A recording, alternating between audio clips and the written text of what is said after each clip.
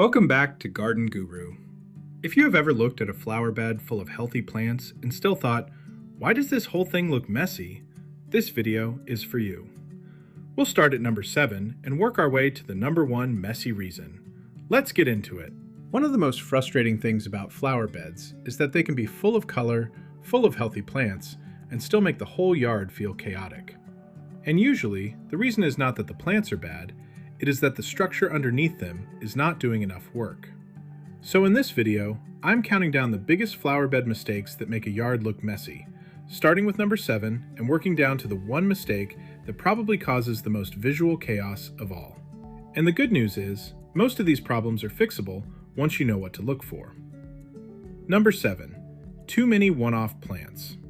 A flower bed starts to look messy very quickly when every plant feels like a separate decision. This happens all the time. One plant gets added because you like the color. Another gets added because there was an empty spot. Another gets added because it looked good at the garden center. And before long, the bed feels like a collection instead of a plan. Even if the plants are individually attractive, the overall effect can feel random. That is because the eye is not seeing a pattern, it is seeing a series of unrelated choices. A flower bed almost always looks cleaner when at least some plants repeat. That repetition helps the bed feel intentional. So if your flower bed looks messy, one of the first things to ask is, does this bed feel like a design, or does it feel like a list of separate purchases?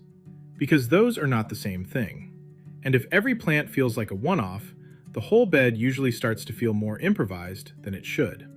Number 6. Weak or messy bed edges. This is one of the most overlooked flower bed mistakes, but it makes a huge difference. If the edge of the flower bed is vague, inconsistent, wobbly, or just visually lost in the lawn, the whole bed starts to feel less intentional. A strong edge does a lot more work than people realize. It separates the flower bed from the surrounding space. It gives the planting a clearer boundary, and it helps everything inside the bed feel more deliberate. Without that definition, even nice plants can start to feel like they are drifting into the yard instead of belonging to a designed space. This is one reason some flower beds always look cleaner than others, even when the plant palette is similar. The edge is doing part of the design work. Now, this does not mean every flower bed needs to be stiff or formal, but it does usually need a shape and a boundary the eye can actually understand. Because when the edge looks messy, the whole flower bed usually looks messier too. Number 5. Bad spacing. Spacing problems can make a flower bed look messy in 2 different ways. Sometimes everything is too crowded, and sometimes the plants are spaced in awkward, disconnected gaps that make the bed feel choppy. Both can create visual tension. When plants are jammed too tightly together, the bed can start to feel chaotic. Shapes blur together, airflow gets tighter, maintenance gets harder, and the whole thing can look like it is fighting itself. But awkward spacing on the other side of the spectrum can also be a problem. If the gaps between plants feel random or inconsistent, the bed can start to look unfinished. This is where a lot of flower beds lose visual rhythm. The spacing does not help the eye move through the bed in a calm way. It just feels uneven. A cleaner looking bed usually has spacing that feels intentional. Not perfect, not rigid, but intentional.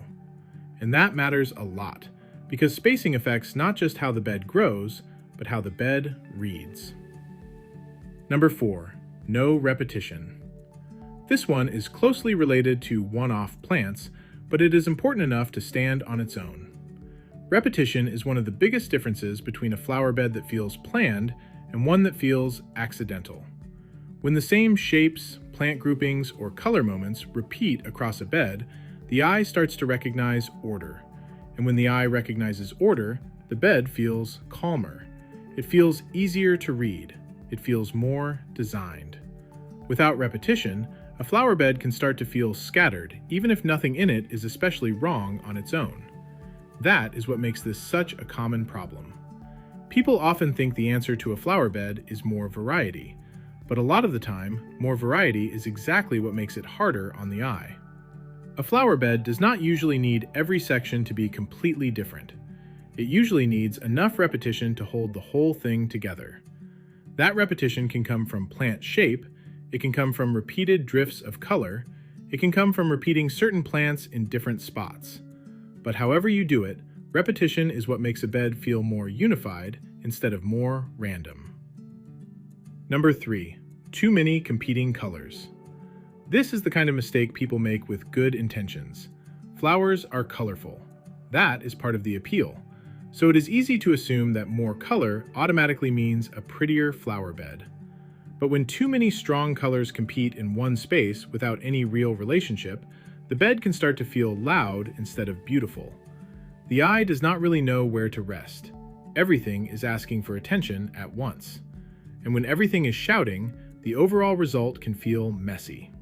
This does not mean flower beds need to be boring. It also does not mean you need to stick to one color. But it does mean that some restraint usually helps.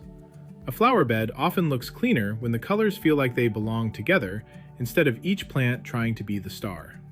Sometimes the bed does not need more color. Sometimes it needs better color relationships, and that is a big difference. Number 2. Poor layering and height placement. This is a major reason flower beds feel jumbled. If the heights are not working together, the whole bed can start to look visually confused. Maybe the tallest plants are blocking things they should not block. Maybe the shorter plants get lost. Maybe the middle layer is muddy and unclear. Maybe the bed just feels flat in one area and chaotic in another. Good layering helps the eye understand the planting. Usually, flower beds feel easier to read when there is some relationship between lower growth, medium growth, and taller accents. That does not mean every bed has to be arranged like a perfect staircase, but it does mean the heights should feel considered. When the layering is off, the bed often feels messy even if the plants are healthy. And when the layering is working, the bed starts to feel more natural, more balanced, and more intentional. This is one of those mistakes that people often sense before they can describe it. They just know the bed feels off. A lot of the time, layering is the missing piece. Number 1. No clear structure or focal point. This is the biggest one, because even if you fix a lot of the smaller issues, a flower bed can still look messy if it has no visual structure holding it together. A bed needs some kind of organizing logic. It needs something that helps the eye understand. What is the anchor here? What is the main idea? Where does my attention go first? What supports that? Without that structure, the bed can feel like a pile of nice plants instead of a cohesive part of the yard. And this is usually what separates flower beds that feel polished from flower beds that feel amateur. It is not that one has better plants, it is that one has stronger structure. Sometimes that structure comes from one stronger focal plant. Sometimes it comes from a repeated mass that grounds the bed. Sometimes it comes from a very clear bed shape and a more disciplined planting layout. But one way or another, the bed needs a sense of order. Because when there is no focal point, no anchor, and no visual hierarchy, the eye keeps bouncing around looking for one. And that restless feeling is what a lot of people are really reacting to when they say, "My flower bed looks messy." So if you want a simple way to evaluate your own flower bed, here are a few questions worth asking. Does every plant feel like a separate choice? Is the bed edge helping define the space or making it feel sloppier?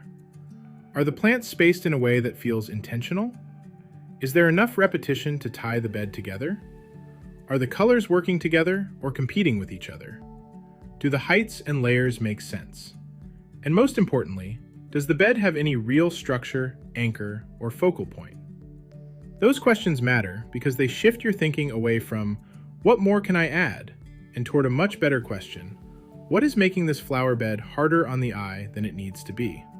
Fix those, and a flower bed usually starts to feel calmer, cleaner, and much more intentional. And when the flower bed looks better, the whole yard usually does too. Well, there you have it. I hope this helped you feel more confident about what may be making your flower beds look messy, and what to do instead. Keep learning, keep growing, and keep getting your hands dirty. Be sure to like this video, subscribe to Garden Guru, and I'll see you in the next one.